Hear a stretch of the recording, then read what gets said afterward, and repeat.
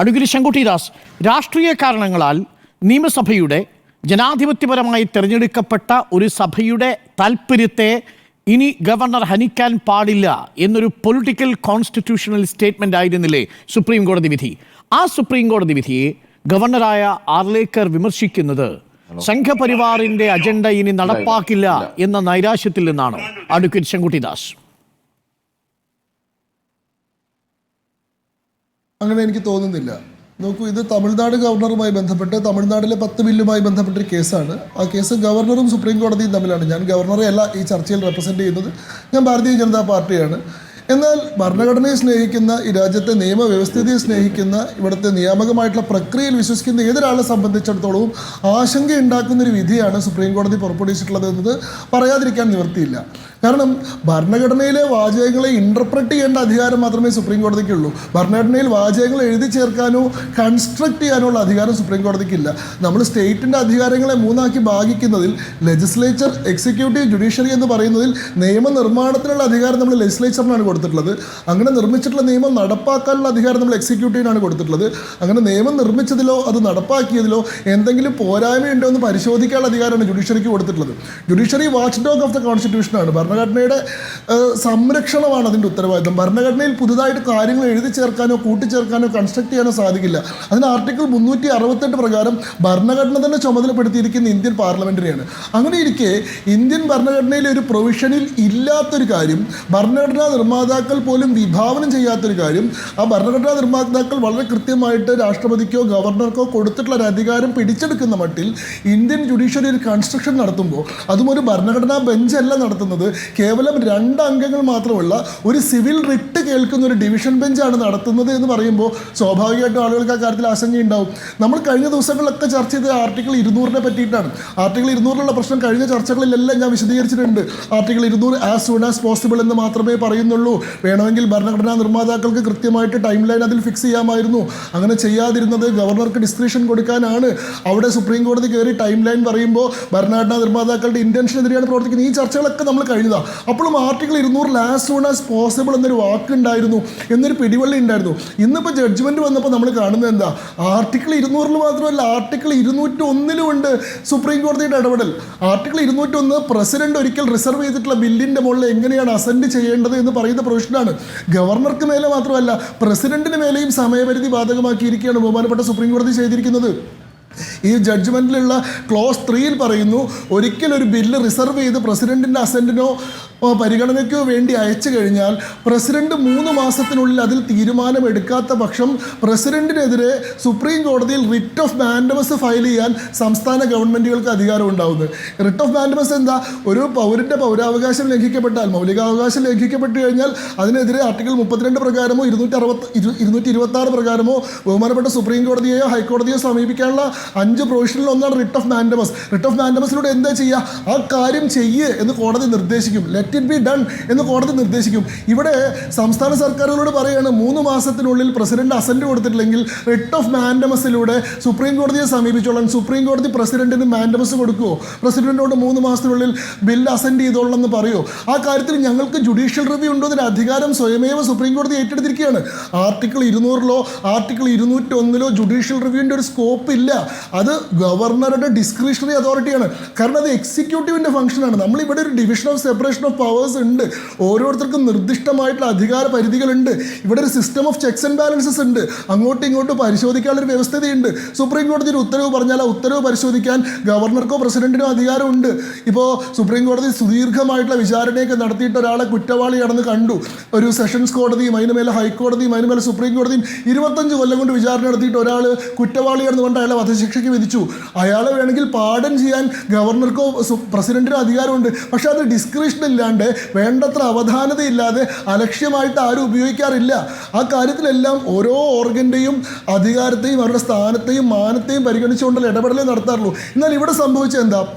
ഭരണഘടനയിലെ ഏതെങ്കിലും ഒരു ആർട്ടിക്കിളിലുള്ള അധികാരം ഉപയോഗിച്ചുകൊണ്ടല്ല, ഒരു പ്രത്യേക പ്രൊവിഷൻ ഉപയോഗിച്ചുകൊണ്ടല്ല, ഒരു പ്രൊവിഷനും ബാധകമാക്കാതിരിക്കുമ്പോൾ നീതിയുടെ സമ്പൂർണ്ണമായിട്ടുള്ള നടത്തിപ്പിന് വേണ്ടി എടുത്ത് ഉപയോഗിക്കാമെന്ന് പറയുന്ന ഒരു സവിശേഷാധികാരമാണ് ആർട്ടിക്കിൾ 142. ആർട്ടിക്കിൾ 142 എന്ന് പറയുന്നത് inherent powers of the supreme കോർട്ടാണ്. പ്രത്യേക സാഹചര്യങ്ങളിൽ എടുത്തു ഉപയോഗിക്കേണ്ട സവിശേഷാധികാരമാണ്. ആ സവിശേഷ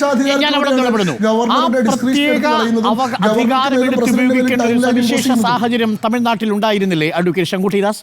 2020 പാസാക്കിയ ബില്ല് 4 വർഷക്കാലമായി 10 ബില്ലുകൾ തമിഴ്നാട്ടിലെ ജനങ്ങൾ തിരഞ്ഞെടുത്ത ഒരു സർക്കാർ ജനങ്ങളുടെ താല്പര്യത്തിന് വേണ്ടി കൊണ്ടുവന്ന 4 ബില്ലുകൾ കാരണം കാണിക്കാതെ പിടിച്ചുവെച്ചത് സവിശേഷമായൊരു സാഹചര്യമല്ലേ അഡ്വക്കേറ്റ് ശങ്കുട്ടിദാസ്? നോക്കൂ, അങ്ങ് സവിശേഷമായിട്ടുള്ള സാഹചര്യം എന്ന് പറയുന്നത് സമയത്തിൻ്റെ പരിധിയുമായി ബന്ധപ്പെട്ടിട്ടാണെങ്കിൽ, സുദീർഘമായിട്ടുള്ള സമയം ഗവർണർ എടുത്തു എന്നാണെങ്കിൽ, ആർക്കാണ് ഈ സമയത്തിൻ്റെ കാര്യത്തിൽ ഇങ്ങനെ ഒരു തീരുമാനം പറയാനുള്ള ധാർമ്മികാധികാരം ഉള്ളത്? സമ്പൂർണ്ണ നീതി ഉറപ്പാക്കാൻ ഇന്ത്യയുടെ ടെറിട്ടറിയിൽ എവിടെയും ബാധകമാകുന്ന ഒരു ഡിഗ്രി, ഒരു ഉത്തരവ് പുറപ്പെടുവിക്കാൻ 142 പ്രകാരം സുപ്രീം കോടതിക്ക് അധികാരമുണ്ട്. സർ 142 എന്താണെന്ന് എനിക്ക് പറയാം. അതായത് 10 മാസം വൈകി എന്നതിന്റെ സാർ ഞാനൊന്ന് പറയട്ടെ. നിങ്ങൾ 7 മുതൽ 7:30 വരെ ചർച്ച നടത്തിയത് ഒരു ഭാഗത്ത് അരമണിക്കൂറിന് ശേഷമാണ് ഈ ചർച്ചയിൽ ഞാൻ സംസാരിച്ച് തുടങ്ങുമ്പോൾ ഇടപെടുന്നു. അല്ലല്ല, സംസാരിച്ചു തുടങ്ങുമ്പോഴല്ല, ശങ്കുട്ടിദാസ് 2-3 മിനിറ്റോളം ഞാൻ സമയം നൽകിയതിനു ശേഷം ആ പോയിന്റിൽ ഇടപെട്ടതാണ്. ശങ്കുട്ടിദാസിനോടും എനിക്ക് ചോദ്യങ്ങളുണ്ട്, അതുകൊണ്ട് പറഞ്ഞത് മാത്രം. ശങ്കുട്ടിദാസ് അത് സവിശേഷ സാഹചര്യമായിട്ട് ശങ്കുട്ടിദാസിനെ ബോധ്യപ്പെടുന്നില്ലേ? 142 പ്രകാരമുള്ള ഒരു ഇടപെടൽ സുപ്രീം കോടതിക്ക് നടത്തേണ്ട ആശങ്കാജനകമായ ഒരു സ്ഥിതിവിശേഷം തമിഴ്നാട്ടിൽ ഉണ്ടായിരുന്നില്ലേ? മുഴുവിപ്പിക്കട്ടെ. ഓ, ഞാൻ അവിടെ ചോദിക്കുന്നത് മോറൽ റൈറ്റിനെ പറ്റിയിട്ടാണ്. 10 മാസം ഗവർണർ തീർപ്പ് കൽപ്പിക്കാൻ വൈകി എന്ന് പറഞ്ഞിട്ട് സുപ്രീം കോടതി ആ കേസ് പരിഗണനയ്ക്ക് എടുത്തിട്ട് അതിൽ വിധി പറഞ്ഞത് 2.5 കൊല്ലം കൊണ്ടാണ്. സുപ്രീം കോടതിയാണോ സമയപരിധിയുടെ കാര്യത്തിൽ ഇവിടെ ഹോളിയർ ദാൻ ദോ ആറ്റിറ്റ്യൂഡ് എടുക്കുന്നത്? സുപ്രീം കോടതിക്ക് പരിഗണിക്കാനുള്ള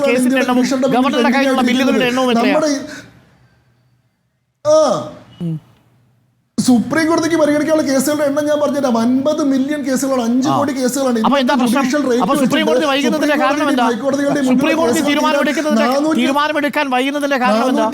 കേസിന്റെ ബാഹുല്യം. പക്ഷേ ഗവർണറുടെ കാര്യത്തിലോ? നോക്കൂ, ഞാനൊരു കാര്യം പറയുന്നതിന് മുൻപായി നിങ്ങൾ ഇടപെടുന്നതും എന്നെ എൻ്റെ പോയിന്റ് കൺവേ ചെയ്യാൻ പോലും അനുവദിക്കാതെ ഇടയിൽ വെച്ച് ഇടപെടുന്നതും ഒരു മര്യാദയല്ല. ഞാനൊരു ചർച്ചയിൽ ധാരാളം സമയം പറഞ്ഞു പോകുമ്പോൾ ഒന്നിൽ നിന്ന് മറ്റൊന്നിലേക്ക് ഇങ്ങനെ പോവുകയാണ്. അതുകൊണ്ടാണ് ഞാൻ സ്പെസിഫിക് ആയി ശങ്കുട്ടിദാസിനോട് ചോദിക്കുന്നത്. ശങ്കുട്ടിദാസ് പറയുന്നത് സമയത്തിന്റെ പരിധിയാണെങ്കിൽ സുപ്രീം കോടതിക്കും അത് ബാധകമല്ലേ? അതല്ല, താങ്കൾ തെറ്റിദ്ധരിപ്പിക്കാൻ ശ്രമിക്കുകയാണ്. സുപ്രീം കോടതിയുടെ സമയത്തിന്റെ പ്രശ്നം അവരുടെ കേസിന്റെ ബാഹുല്യമാണ്. എന്നാൽ ഗവർണറുടെ കാര്യത്തിൽ ഗവർണറുടെ കൈകളിലുള്ള ബില്ലിന്റെ ബാഹുല്യമോ ഗവർണറുടെ ഉത്തരവാദിത്വത്തിന്റെ ബാഹുല്യമോ അല്ല. തമിഴ്നാട് കേസിൽ ഗവർണർ അവിടെ ഉന്നയിച്ചിട്ടുള്ള തർക്കം എന്തായിരുന്നു? ശരി, നമുക്ക് ഇതിന്റെ സാങ്കേതികതയിലേക്ക് വരാം. തമിഴ്നാട്ടിലെ 10 ബില്ലുകൾ ഗവർണർ അസന്റ് കൊടുക്കാൻ ആദ്യമായി വിത്ത്ഹോൾഡിംഗ് ദ അസന്റ് എന്ന് പറയാനുള്ള കാരണം ഗവർണർ പറയുന്നത് യൂണിയൻ ലിസ്റ്റിലുള്ള എൻട്രി 66 ഉൾപ്പെട്ടിട്ടുള്ള ഐറ്റത്തിന്റെ മുകളിലാണ് തമിഴ്നാട് സംസ്ഥാന സർക്കാർ നിയമം പാസ്സാക്കിയത് എന്നുള്ളതാണ്. യൂണിയൻ ലിസ്റ്റിലെ ഐറ്റം നമ്പർ 66 ആണ് എന്താണ് quality and standards of universities of higher education and technical universities and medical colleges എന്നൊക്കെ പറയുന്നത്. അതായത് ഉന്നത വിദ്യാഭ്യാസം പകരുന്ന, സാങ്കേതിക വിദ്യാഭ്യാസം പകരുന്ന സ്ഥാപനങ്ങളുടെ സ്റ്റാൻഡേർഡുകൾ മെയിൻറ്റെയിൻ ചെയ്യുക എന്ന് പറയുന്നത് യൂണിയൻ ലിസ്റ്റിൽ ഉൾപ്പെട്ടിട്ടുള്ള ഒരു ഐറ്റമാണ്. ആ കാര്യത്തിലേക്ക് എൻക്രോച്ച് ചെയ്ത് കയറിക്കൊണ്ടാണ് തമിഴ്നാട് സർക്കാർ ഒരു നിയമം പാസ്സാക്കിയിട്ടുള്ളത്. ആ നിയമത്തിന് അംഗീകാരം കൊടുക്കാൻ സാധിക്കില്ല, അതിന് കേന്ദ്രത്തിന്റെ പരിഗണന ആവശ്യമുണ്ടെന്നുള്ളതാണ്. അതേപോലെ തന്നെ ഓരോ ബില്ലിന്റെ മുകളിൽ അദ്ദേഹം പറയുന്ന ഒബ്ജക്ഷൻസ് ഉണ്ട്. ഈ ഒബ്ജക്ഷൻസ് ഒന്നും സുപ്രീം കോടതി പരിഗണിച്ചില്ല. ഇവിടെ ഉണ്ടായിട്ടുള്ള ഒരു വിചിത്രമായിട്ടുള്ള പ്രതിഭാസം നിങ്ങൾ ആലോചിച്ച് നോക്കൂ.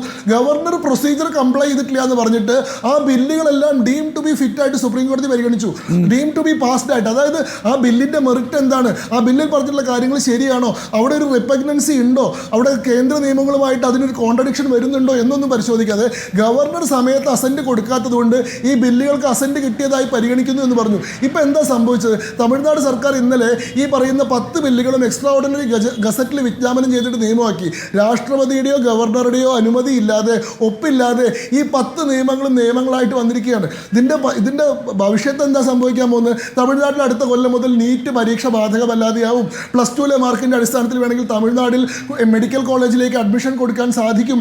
അതേപോലെ തന്നെ ഈ പറയുന്ന UGC നോംസോ മറ്റ് ഗൈഡ് ലൈൻസോ ഒന്നും തമിഴ്നാട്ടിലെ ധാരാളം സർവകലാശാലകൾക്ക് ബാധകമല്ലാണ്ട് വരും. ശരി ഞാൻ ഒന്നിടപെടുന്നു. അങ്ങ് ആ പറഞ്ഞതിന്റെ ഒരു ഒബ്ജെക്ഷൻ നമ്മുടെ പാനലിസ്റ്റ് ഉന്നയിച്ചിട്ടുണ്ട്. താങ്കൾ പറഞ്ഞു തീർത്താൽ അര മിനിറ്റിനുള്ളിൽ. അല്ല, ഞാൻ പറഞ്ഞു എന്താണെന്ന് വെച്ചാൽ സുപ്രീം കോടതി ചെയ്തത് എന്താണെന്ന് വെച്ചാൽ ഇവിടുത്തെ പ്രൊസീജിയർ ശരിയായില്ലെന്ന് പറഞ്ഞുകൊണ്ട് ഈ ബില്ലുകൾ മുഴുവൻ സാധുവായതായിട്ടും പാസ്സായതായിട്ടും പരിഗണിക്കാനാണ് സുപ്രീം കോടതി പറഞ്ഞിട്ടുള്ളത്. അത് ഇൻഹറന്റ് പവേഴ്സ് ഉപയോഗിച്ചുകൊണ്ട് അങ്ങനെ ചെയ്യുന്നതിൽ മര്യാദകേടുണ്ട്. ഓരോ ബില്ലിന്റെയും മെറിറ്റിലേക്ക് തിരഞ്ഞെടുത്ത ജനപ്രതിനിധി സഭ പാസാക്കിയ ബില്ല് തടഞ്ഞുവെച്ച ഗവർണറുടെ നടപടിയിൽ ഒരു ഔചിത്യക്കുറവും കാണുന്നില്ലല്ലേ? നോക്കൂ, ഗവർണർമാർ ബില്ലുകൾ പിടിച്ചു വെക്കരുത്, പരമാവധി വേഗത്തിൽ ബില്ലുകൾ പാസ്സാക്കണം എന്നുള്ളത് തന്നെയാണ് നമ്മുടെ എല്ലാവരുടെയും നിലപാട്.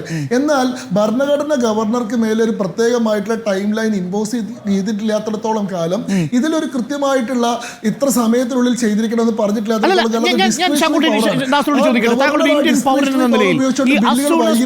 എന്ന് പറയുന്നതിന് താങ്കൾ കൊടുക്കുന്ന ഒരു കാലാവധി എത്രയാ? താങ്കൾ ആഗ്രഹിക്കുന്ന ഒരു പൗരൻ എന്ന നിലയിൽ താങ്കൾ ആഗ്രഹിക്കുന്ന കാലാവധി എത്രയാ? പരമാവധി സാധ്യമായ വേഗത്തിൽ എന്നാണല്ലോ അതിന്റെ മലയാളം. ഈ പരമാവധി സാധ്യമായ വേഗം നമ്മൾ എങ്ങനെയാണ് നിശ്ചയിക്കുക? നോക്കൂ, ഞാനൊരു ഒറ്റ ഉദാഹരണം ഞാൻ പറയാം. അപ്പൊ പ്രസിഡന്റിന്റെ പരിഗണനയ്ക്ക് വേണ്ടി ഒരു ബില്ല് റിസർവ് ചെയ്തു എന്ന് വിചാരിക്കുക. എന്താണ് പ്രസിഡന്റിന്റെ ഓഫീസിന് കീഴിൽ അവിടെ നടക്കുന്ന പ്രവർത്തനം? ഈ ബില്ല്, ഈ സംസ്ഥാനം പാസ്സാക്കിയിട്ടുള്ള ബില്ല് കേന്ദ്രത്തിന്റെ ഏത് ഐറ്റവുമായിട്ടാണ് കോൺട്രഡിക്ഷൻ വരുന്നത്, അതുമായി ബന്ധപ്പെട്ട ഏതൊക്കെ മന്ത്രാലയങ്ങളാണ് ഈ ബില്ല് പരിശോധിക്കേണ്ടത് പരിശോധിച്ചതിന് ശേഷം ഹോം മിനിസ്ട്രിയുടെ കീഴിൽ ഒരു സബ് കമ്മിറ്റി ഉണ്ടാക്കിയിട്ട് ഇത് അതാത് മന്ത്രാലയങ്ങൾക്ക് മുഴുവൻ അയച്ചു കൊടുത്ത് ഈ മന്ത്രാലയങ്ങളിൽ നിന്നെല്ലാം റാറ്റിഫിക്കേഷൻ മേടിച്ച് വിശദമായിട്ടുള്ള 4 വർഷം എന്ന് പറയുന്നത് നമ്മുടെ കേന്ദ്ര മന്ത്രിസഭയുടെ കാലാവധിക്ക് പിന്നെ 1 വർഷമേ ബാക്കിയുള്ളൂ. ആ മന്ത്രാലയങ്ങളിൽ നിന്ന് സ്വീകരിച്ചു വരുമ്പോൾ മന്ത്രിസഭ പോവും. അതാണോ താങ്കൾ പറയുന്നത് as soon as possible? അല്ല, നോക്കൂ, ഇവിടെ ആസ് സൂൺ ആസ് പോസിബിൾ എന്നത് എന്തുകൊണ്ട് ഭരണഘടനാ നിർമ്മാണ സമിതിയിൽ ഓരോ പ്രൊവിഷനും ഗവർണറെ കുറിച്ചുള്ള ഭാഗം വായിച്ചില്ലേ ശങ്കുട്ടി ദാസ്? ആ ഗവർണറുടെ അധികാരത്തെക്കുറിച്ച് അംബേദ്കർ പറഞ്ഞിരിക്കുന്നത് എന്താ? ഭരണഘടനയുടെ തലപ്പത്തേക്ക് അത്രയും പക്വതയും പാകതയുമുള്ള ഒരാൾ കടന്നു വരുമ്പോൾ ഇത്തരം പെറ്റി താല്പര്യങ്ങളുടെ പുറത്ത് ഭരണഘടനയുടെ ലാപ്സസിനെ മുൻനിർത്തിക്കൊണ്ട് സംസ്ഥാന സർക്കാരിനെ ദ്രോഹിക്കുന്ന ഒരു ഗവർണർ വരുമെന്ന്, അഥവാ സംസ്ഥാന ദ്രോഹിയായിരിക്കുന്ന ഗവർണർ വരുമെന്ന് ഭരണഘടനയുടെ നിർമ്മാണ സഭ സ്വപ്നം പോലും കണ്ടിട്ടില്ല. അവിടെയാണ് RN രവി, അവിടെയാണ് ജഗദീപ് ധൻഖർ, അവിടെയാണ് തമിഴിസൈ സുന്ദരരാജൻ, ഇവരൊക്കെ നമ്മുടെ മുന്നിൽ, ആരിഫ് മുഹമ്മദ് ഖാൻ, ഇവരൊക്കെ നമ്മുടെ മുന്നിൽ വന്നത്. ഞാനിത് ഏതെങ്കിലും ഒരു സർക്കാർ മാത്രമല്ല, എല്ലാ കേന്ദ്രം ഭരിക്കുന്ന സർക്കാരും അതാത് കാലഘട്ടങ്ങളിൽ ഗവർണറെ ഉപയോഗിച്ചിട്ടുണ്ട്. ബൊമ്മൈ കേസൊക്കെ നമ്മുടെ മുന്നിലുണ്ട്. ഞാൻ ഒരു നിമിഷം അങ്ങൊന്ന് വഴങ്ങണം. ഞാനൊന്ന് മുഹമ്മദ് ഷായിലേക്കും അനിൽകുമാറിലേക്കും ഒന്ന് പോയിട്ട് താങ്കളിലേക്ക് വരാം. ഒരൊറ്റ പ്രശ്നം കൂടി ഞാൻ സൂചിപ്പിക്കട്ടെ. ഇതിലൊരു നിർണായകമായിട്ടുള്ള മറ്റൊരു പ്രശ്നം കൂടിയുണ്ട്. 2022 തമിഴ്നാട്ടിലെ DMKയുടെ അംഗമായിട്ടുള്ള ശ്രീ വിൽസൺ രാജ്യസഭയിൽ അവതരിപ്പിച്ച് രാജ്യസഭ തള്ളിയിട്ടുള്ള ബില്ലിലെ സിമിലർ ആയിട്ടുള്ള പ്രൊവിഷൻസ് ആണ് ഇപ്പൊ സുപ്രീം കോടതിയുടെ വിധിയിലൂടെ നിലവിൽ വന്നിട്ടുള്ളത്. അതായത് പറയുന്ന ഗവർണർക്ക് മേലെ ടൈം ഫ്രെയിം ബാധകമാക്കണം, പ്രസിഡന്റിന് മേലെ ടൈം ഫ്രെയിം ഗവർണർ ഈ ബില്ലിന് അസന്റ് കൊടുത്തില്ല. ഗവർണർ ഇത് ചൂണ്ടിക്കാട്ടി നിയമസഭയിലേക്ക് തിരിച്ചയക്കുന്നു. ശരി, നിയമസഭ അത് പാസാക്കി വീണ്ടും അയച്ചാൽ ഇതേ സുപ്രീം കോടതിയിൽ ഇന്ത്യൻ ഭരണഘടനയുടെ ആർട്ടിക്കിൾ 13 പ്രകാരം ജുഡീഷ്യൽ റിവ്യൂ പ്രകാരം ചോദ്യം ചെയ്യാമായിരുന്നില്ലേ? ആ അവസരമല്ലേ നിങ്ങൾ കളഞ്ഞത്? ഭരണഘടനാ വിരുദ്ധമായൊരു ബില്ല് പാസാക്കിയാൽ അത് ചോദ്യം ചെയ്യാനുള്ള സുപ്രീം കോടതിയുടെ അവകാശത്തെ പോലും നിങ്ങൾ യഥാർത്ഥത്തിൽ റദ്ദ് ചെയ്യുകയാണ് ചെയ്തത്. എന്നിട്ട് ഇപ്പൊ ഇങ്ങനെ പറഞ്ഞിട്ട് കാര്യമുണ്ടോ? ആ 4 വർഷം നിങ്ങൾ പാഴാക്കി. അല്ല, നിങ്ങൾ ചെയ്തില്ലേ എന്ന് പറയും. നിങ്ങൾ ചെയ്തില്ലേ എന്ന് പറയുന്നത് ഗവർണറുടെ പ്രവൃത്തി എന്ന് പറയുന്നത്, ഗവർണർ എന്ന് പറയുന്ന ഓഫീസിന്റെ ഡിസ്ക്രിഷണറി ആയിട്ടുള്ള പ്രവൃത്തിയാണ്. അതല്ലാതെ അത് BJPയുടെ സംസ്ഥാന കമ്മിറ്റിയുടെ നിർദ്ദേശപ്രകാരം നമ്മളൊക്കെ ജീവിക്കുന്ന ഈ നാട്ടിലല്ലേ? ആരാണ് ഗവർണർ, ആരാണ് RN രവി, ആരാണ് ആരിഫ് മുഹമ്മദ് ഖാൻ, ആരാണ് ആർലേക്കർ എന്നൊക്കെ ഇനി നമ്മൾ താത്വികമായി വിശദീകരിക്കേണ്ട കാര്യമുണ്ടോ? BJPയുടെ PS ശ്രീധരൻപിള്ള, കുമ്മനം രാജശേഖരൻ, ഇവരൊക്കെയാണ് ഇന്ത്യയിൽ. ഇവരെ ആരെയും ഞാൻ കുറച്ച് കാണുന്നില്ല. ഇവരൊക്കെ BJPയുടെ നേതാക്കളായി വിവിധ ഇടങ്ങളിൽ ഗവർണറായി പോയവർക്ക്, ഇവർക്കൊക്കെ മറ്റ് PS ശ്രീധരൻപിള്ള കാര്യം ബാക്കിയുള്ള നേതാക്കളുടെയൊക്കെ ഗവർണർ ആവാനുള്ള മിനിമം യോഗ്യത ഭരണഘടന പറയുന്നില്ലല്ലോ സാർ. അതുകൊണ്ട് തന്നെ ഇതൊക്കെ കേന്ദ്രം ഭരിക്കുന്ന കക്ഷികളുടെ താല്പര്യപ്രകാരമുള്ള ഏജന്റുമാരാണ് അവിടെ പ്രവർത്തിക്കുന്നത് എന്നുള്ള കാര്യം നമുക്കൊക്കെ അറിയാം. അതവിടെ നിൽക്കട്ടെ, ഞാൻ അങ്ങയിലേക്ക് തിരിച്ചു വരാം.